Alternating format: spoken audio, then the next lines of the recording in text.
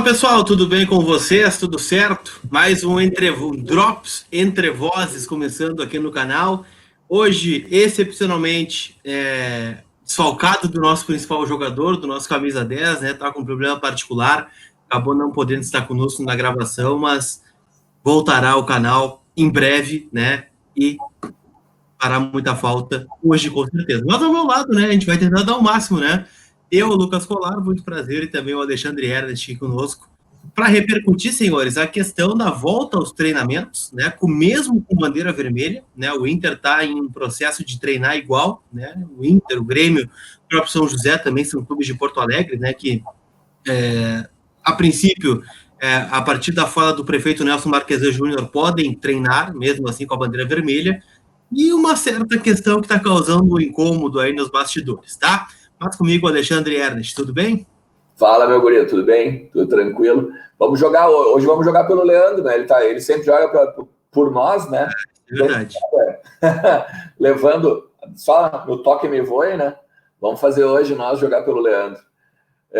Cara, eu acho interessante essa linha de raciocínio assim, da prefeitura, de poder liberar os treinos do Inter e do Grêmio, do São José e tal.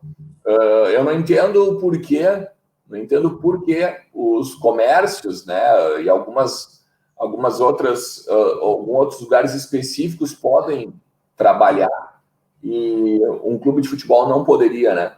Eu não estou defendendo que volte o futebol à revelia, eu não estou defendendo que volte o futebol de qualquer jeito e não se cuide da saúde. Eu só acho que tem que ser coerente. Se pode loja, se pode shopping, por que não poderia um treino juntamente, principalmente quando tem pessoas ligadas à área da saúde? Todo um protocolo, né? Claro, 100% cuidando da saúde dos atletas, né? Com teste e tudo mais. E sem contar também a questão de que a economia hoje ela tem que achar uma maneira, né, de trabalhar, não só os clubes de futebol, né, mas a economia como um todo.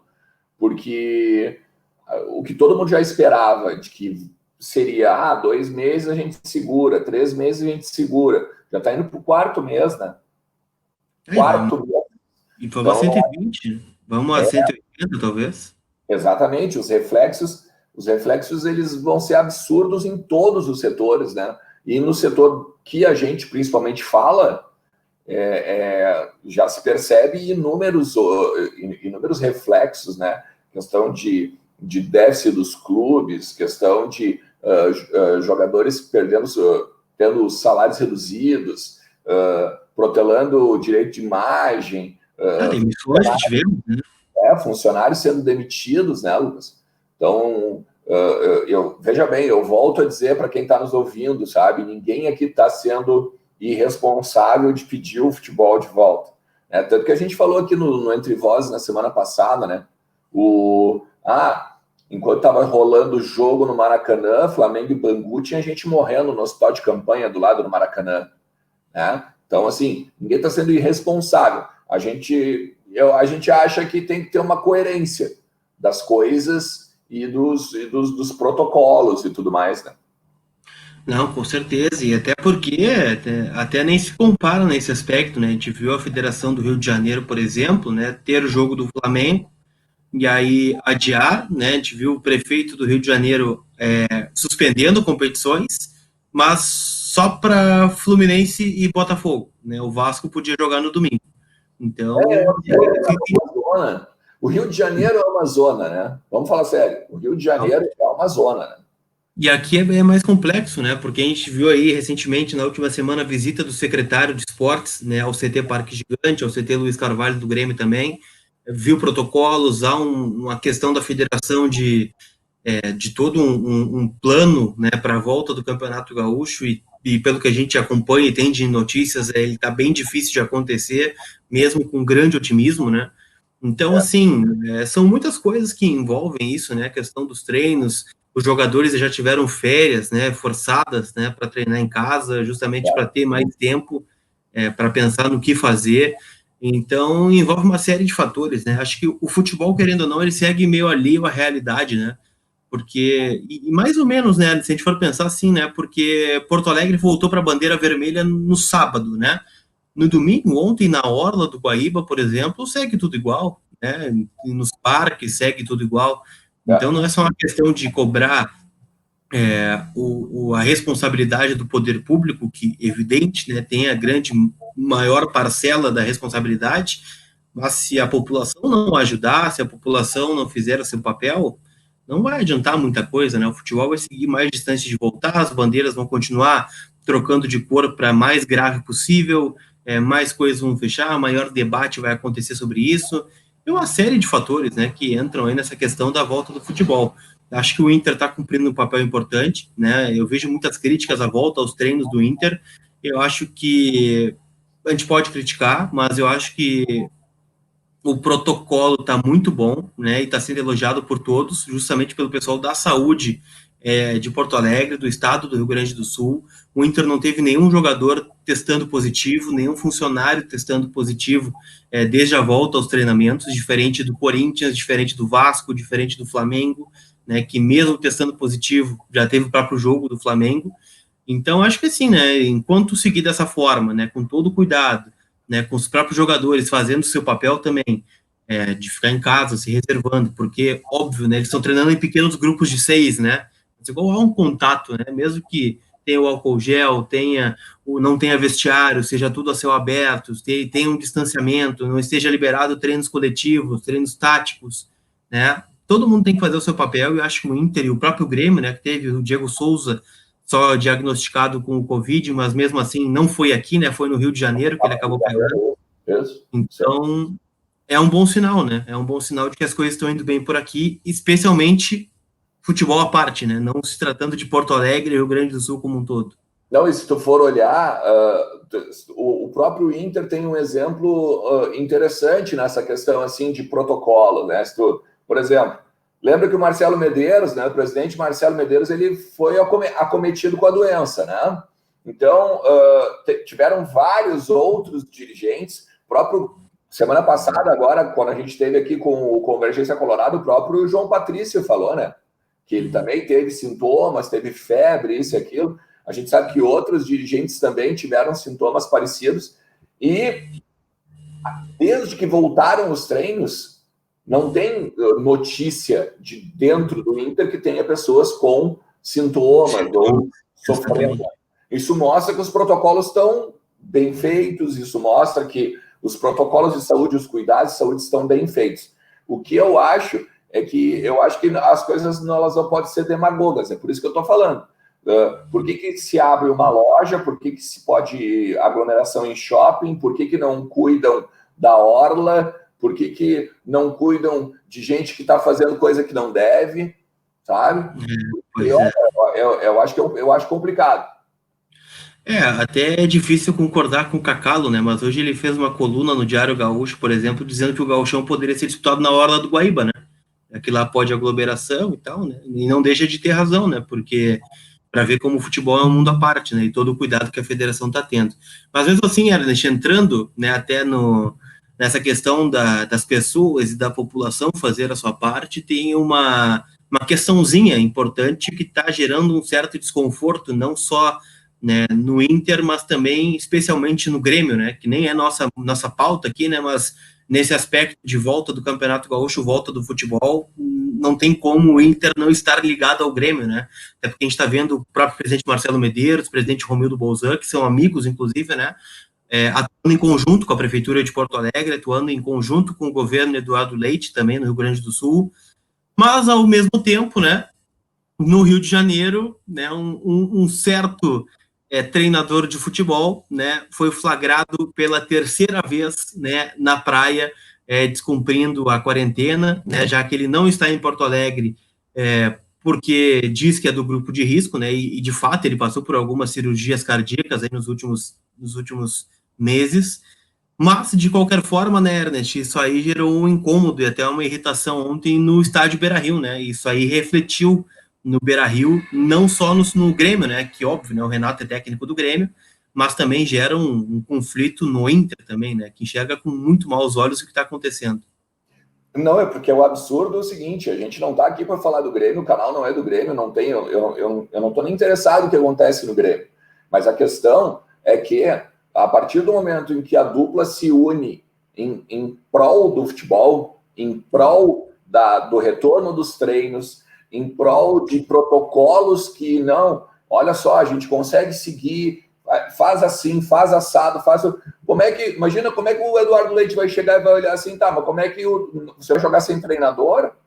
Seu treinador tá na beira da praia lá, você tá no meio do grupo de risco, sabe? Tem se eu não me engano, teve 6 mil mortes no Rio de Janeiro, sabe? E o cara lá jogando futebol e quando é que a imprensa vai cobrar? Quando é que... Eu volto a dizer, eu tenho pavor desse papo de sistema azul, tá? Mas eu acho o seguinte, quando é que a imprensa vai cobrar do Renato?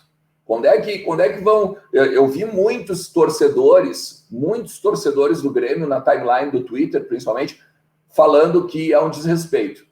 E olha, ali eu vou dar parabéns para esses torcedores, entendeu? São torcedores que eu me dou, são torcedores até que eu não me dou muito, sabe? Que eu às vezes tem uns que eu nem conheço, mas assim, ó, os caras estão com a cabeça pensando bem, sabe? E entendendo que o Renato jogando altinha, fazendo o que quiser, na beira da praia, sem máscara, sabe? Como se a vida fosse maravilhosa, como se nada tivesse acontecendo no país. Isso é um absurdo. Porque é engraçado, né? Se fosse o D'Alessandro, se fosse o Kudê, o Kudê, ele foi e voltou de carro, atravessou a fronteira de carro, chegou no e não saiu lá na Argentina também, né? Ficou trancado em casa. Exatamente. O único Alessandro, né?